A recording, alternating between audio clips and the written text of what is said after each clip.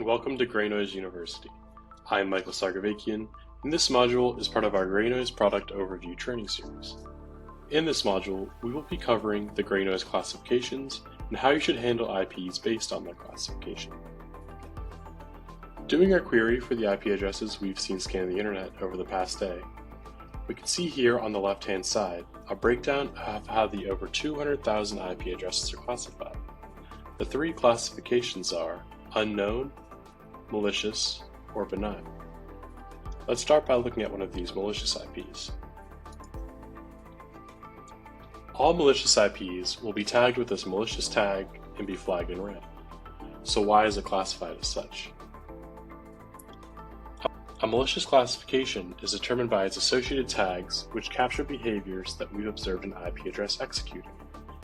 In this example, the IP address has been scanning for Mirai, and on top of this, we see that the actor is unknown, meaning we cannot confirm the owner of the IP address. We can identify this as a trusted actor, and we've observed malicious behavior, so therefore, we've classified the address as malicious. While the activity associated with this IP address is malicious, because we saw this IP address hitting our sensors, it's most likely an opportunistic scan. For alerts generated from inbound scanning activity related to a malicious IP within GreyNoise, you'd want to set the alert priority to a medium or high level. Now let's discuss the meaning behind a benign classification.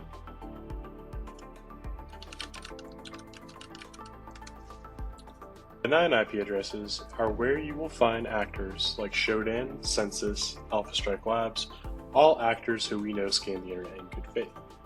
That's why even with this malicious tag, it's still classified as benign, because we know they are a harmless person knocking on your door. Even benign actors can appear like they are doing something malicious, because in some cases, it is the only way for them to do a certain type of scan. Take this tag here. In order for them to detect this behavior on a host, the actions they need to perform can look malicious when in a silo. However, because we've identified who they are and we trust their intention, we still classify them as benign.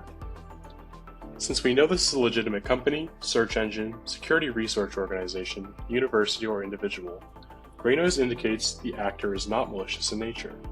For alerts generated from inbound scanning activity related to a benign IP within GreyNoise, set priority to the lowest or close it completely. Lastly, we have our unknown classification. This is classified as such because 1. The actor is unknown, and 2. There is no malicious activity or tags associated with this IP address. Should this IP gain a malicious tag, it will be reclassified as malicious.